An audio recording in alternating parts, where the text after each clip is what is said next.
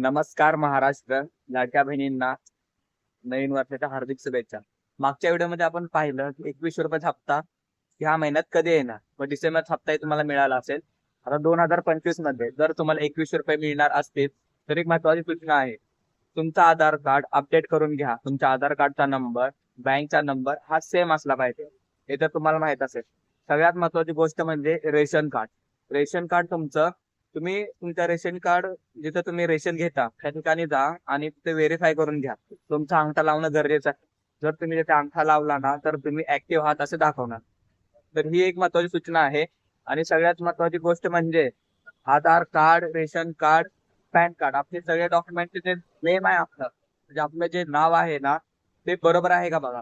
कारण महाराष्ट्र सरकारने आता 1500 ऐवजी 21 रुपये द्यायला चालू केले. मग आता नियमही वेगळे असणार.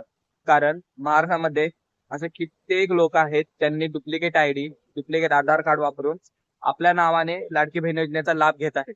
त्यामुळे सरकारला एक पाऊल उचलावं लागलं आहे. जर व्हिडिओ आवडला असेल तर व्हिडिओला सबस्क्राईब करा, लाईक करा आणि जास्तीत जास्त शेअर करा.